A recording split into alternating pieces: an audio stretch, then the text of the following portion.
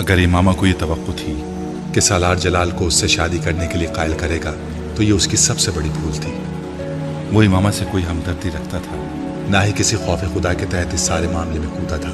اس کے لیے سب کچھ ایک ایڈونچر تھا، اور ایڈونچر میں یقیناً جلال سے امامہ کی شادی شامل نہیں تھی۔ اگر جلال سے اس کی شادی کے لیے دلائل دینے بھی پڑتے تو وہ کیا دیتا؟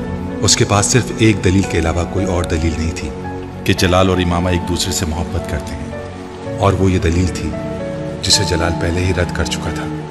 وہ مذہبی یا اخلاقی حوالوں سے قائل نہیں کر سکتا تھا، کیونکہ وہ خود ان چیزوں سے نابلد تھا۔ مذہب اور اخلاقیات سے اس کا دور دور سے کوئی بھی واسطہ نہیں تھا۔ سب سے بڑی بات یہ تھی کہ آخر وہ امامہ کے لیے ایک دوسرے آدمی سے اتنی لمبی بحث کیوں کرتا، وہ بھی ایسا آدمی جسے دیکھتے ہی اس نے ناپسند کر دیا تھا۔ اور یہ تمام وہ باتیں تھیں جو اسلام آباد سے لاہور آتے ہوئے سوچ رہا تھا۔ وہ آیا اس لیے تھا کیونکہ وہ جلال سے ملنا چاہتا تھا اور دیکھنا چاہتا تھا کہ امامہ کے پیغام پر اس کا رد عمل کیا رہتا تھا۔ اس نے امامہ کا پیغام اسی کے لفظوں میں کسی اضافے یا ترمیم کے بغیر پہنچا دیا تھا، اور اب وہ جلال کا جواب لے کر واپس جا رہا تھا۔ خاصا محظوظ ہو رہا تھا۔ آخر اس پیغام کے جواب میں وہ کیا کرے گی؟ کہے گی اسجد سے تو شادی نہیں کرے گی، جلال اس سے شادی کرنے پر تیار نہیں، گھر سے وہ نکل نہیں سکتی، کوئی اور ایسا آدمی نہیں جو اس کی مدد کے لیے آ سکے۔ پھر آخر وہ آگے کیا کرے گی؟ عام طور پر لڑکیاں ان حالات میں خودکشی کرتی ہیں۔ اوہ یس، وہ یقیناً اب مجھ سے زہر یا ریوالور پہنچانے کی خواہش کرے گی۔ سالار متوقع صورتحال کے بارے میں سوچ کر پرجوش ہو رہا تھا۔ خودکشی، ویری ایکسائٹنگ۔ آخر اس کے علاوہ وہ اور کر بھی کیا سکتی ہے؟ تم مجھ سے شادی کرو گے؟ سالار کو جیسے شوق لگا۔ فون پر نکاح؟ وہ کچھ دیر کے لیے بول نہیں سکا۔ لاہور سے واپس آنے کے بعد اس نے امامہ کو جلال کا جواب بالکل اسی طرح پہنچا دیا تھا۔ اس کا اندازہ تھا کہ وہ اب رونا دھونا شروع کرے گی اور پھر اس سے کسی ہتھیار کی فرمائش کرے گی، مگر وہ کچھ دیر کے لیے خاموش رہی۔ پھر اس نے سالار سے جو کہا تھا اس نے چند ثانیوں کے لیے سالار کے ہوش گم کر دیے تھے۔ مجھے صرف کچھ دیر کے لیے تمہارا ساتھ چاہیے تاکہ میرے والدین اسجد کے ساتھ میری شادی نہ کر سکیں، اور پھر تم بیلف کے ذریعے مجھے یہاں سے نکال لو۔ اس کے بعد مجھے تمہاری ضرورت نہیں رہے گی، اور میں کبھی بھی اپنے والدین کو تمہارا نام نہیں بتاؤں گی۔ وہ اب کہہ رہی تھی اوکے کر لیتا ہوں، مگر یہ بیلف والا کام تھوڑا مشکل ہے، اس میں بہت سی لیگیلٹیز انوالو ہو جاتی ہیں، وکیل کو ہائر کرنا۔ اور امامہ نے دوسری طرف سے اس کی بات کاٹ دی۔ تم اپنے فرینڈ سے اس سلسلے میں مدد لے سکتے ہو، تمہارے فرینڈز تو اس طرح کے کاموں میں ماہر ہوں گے۔ سالار کے ماتھے پر کچھ بل نمودار ہوئے۔ کس طرح کے کاموں میں؟ اس طرح کے کاموں میں؟ تم کیسے جانتی ہو؟ وسیم نے مجھے بتایا تھا کہ تمہاری کمپنی اچھی نہیں ہے۔ امامہ کے منہ سے بے اختیار نکلا اور پھر وہ خاموش ہو گئی۔ یہ جملہ مناسب نہیں تھا۔ میری کمپنی بہت اچھی ہے، کم از کم جلال النصر کی کمپنی سے بہتر ہے، سالار نے چپتے ہوئے لہجے میں کہا۔ وہ اس بار بھی خاموش رہی۔ بہرحال میں دیکھتا ہوں میں اس سلسلے میں کیا کر سکتا ہوں۔ سالار کچھ دیر اس کے جواب کا انتظار کرنے کے بعد بولا، مگر تمہیں یہ بات ضرور یاد رکھنی چاہیے کہ یہ کام بہت رسکی ہے۔ میں جانتی ہوں، مگر ہو سکتا ہے میرے والدین صرف یہ پتہ چلنے پر ہی مجھے گھر سے نکال دیں کہ میں شادی کر چکی ہوں، اور مجھے بیلف کی مدد لینی نہ پڑے۔ ہو سکتا ہے وہ میری شادی کو قبول کر لیں اور پھر میں تم سے طلاق لے کر جلال سے شادی کر سکوں۔ سالار نے سر کو قدر افسوس کے عالم میں جھٹکا۔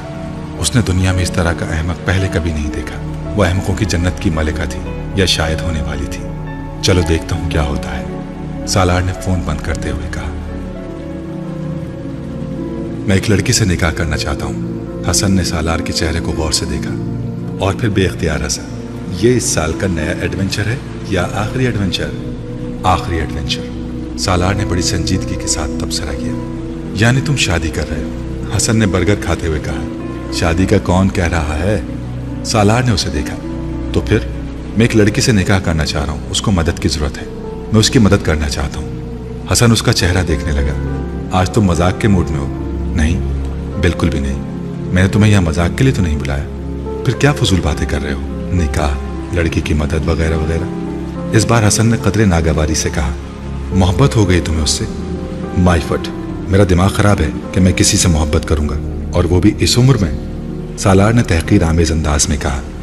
یہی تو میں بھی یہی کہہ رہا ہوں کہ پھر تم کیا کر رہے ہو؟ سالار نے اس بار اس سے تفصیل سے امامہ اور اس کے مسئلے کے بارے میں بتایا۔ اس نے حسن کو صرف یہ نہیں بتایا کہ وہ لڑکی وسیم کی بہن ہے، کیونکہ حسن وسیم سے بہت اچھی طرح واقف تھا، لیکن اس سے تفصیلات سننے کے بعد حسن نے پہلا سوال ہی یہ کیا تھا، وہ لڑکی کون ہے؟ سالار نے بے اختیار ایک گہرا سانس لیا۔ وسیم کی بہن۔ واٹ؟ حسن بے اختیار اچھلا۔ وسیم کی بہن؟ वो जो मेडिकल कॉलेज में पढ़ती है। हाँ, तुम्हारा दिमाग खराब हो गया है। तुम क्यों खामखा इस तरह की हिमाकत कर रहे हो? वसीम को बता दो इस सारे मामले के बारे में। मैं तुमसे मदद मांगने आया हूँ, मशवरा नहीं। सालार ने नागवारी से कहा। मैं तुम्हारी क्या मदद कर सकता हूँ? हसन ने उलझे हुए अंदाज में कहा। तुम निकाह ख्वाह और कुछ गवाहों का इंतजाम करो ताकि मैं उससे फ़ोन पर निकाह कर सकूं। सालार ने फौरन ही काम की बात की। मगर तुम्हें ये निकाह करके क्या फ़ायदा होगा? कुछ भी नहीं, मगर मैं किसी फ़ायदे के बारे में सोच भी कब रहा हूँ। दफ़ा करो सालार इस सबको। तुम क्यों किसी दूसरे के मामले में कूद रहे हो, और वो भी वसीम की बहन के मामले में? बेहतर। सालार ने इस बार दुरुस्ती से उसकी बात काटी। तुम मुझे सिर्फ ये बताओ मेरी मदद करोगे या नहीं? बाकी चीज़ों के बारे में परेशान होना तुम्हारा मसला नहीं है। ठीक है, मैं तुम्हारी मदद करूंगा। मैं मदद करने से इनकार नहीं कर रहा हूं, मगर तुम ये सोच लो कि सब बहुत खतरनाक है। हसन ने हथियार डालने वाले अंदाज में कहा। मैं सोच चुका हूं, तुम मुझे तफसीलात बताओ। सालार ने इस बार फ्रेंच फ्राइज खाते हुए कुछ मुतमिन अंदाज में कहा। बस एक बात, अगर अंकल और आंटी को पता चल गया तो क्या होगा? उन्हें पता नहीं चलेगा। वो यहाँ नहीं है, कराची गए हुए हैं और अभी कुछ दिन वहाँ रुकेंगे। वो यहाँ होते फिर मेरे लिए सब कुछ करना मुश्किल होता। सालार ने उसे मुतमईन करने की कोशिश करते हुए कहा। वो अपना बर्गर तकरीबन ख़त्म कर चुका था। हसन अपना बर्गर खाते हुए किसी गहरी सोच में डूबा नजर आ रहा था, मगर सालार उसके तासुरात की तरफ ध्यान नहीं दे रहा था। वो जानता था कि हसन उस वक्त अपने लाहे अमल तय करने में मसरूफ़ है। उसे हसन से किसी किस्म का खौफ या ख़तरा नहीं था। वो उसका बेहतरीन दोस्त था।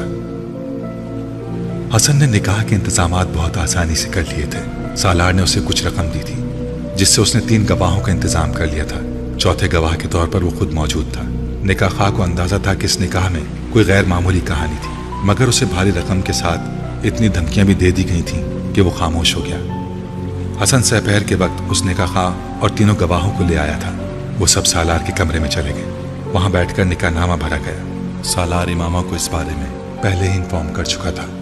मुकर्रर वक्त पर फ़ोन पर निकाह खां ने उन दोनों का निकाह पढ़ा दिया था। सालार ने मुलाजमा के जरिए इमामा को पेपर्स भिजवा दिए थे। इमामा ने पेपर्स लेते ही बर्क रफ्तारी से उन पर साइन करके मुलाजमा को वापस दे दिए थे। मुलाजमा उन पेपर्स को वापस सालार के पास ले आई थी, मगर वो बुरी तरह तजस्सुस का शिकार थी।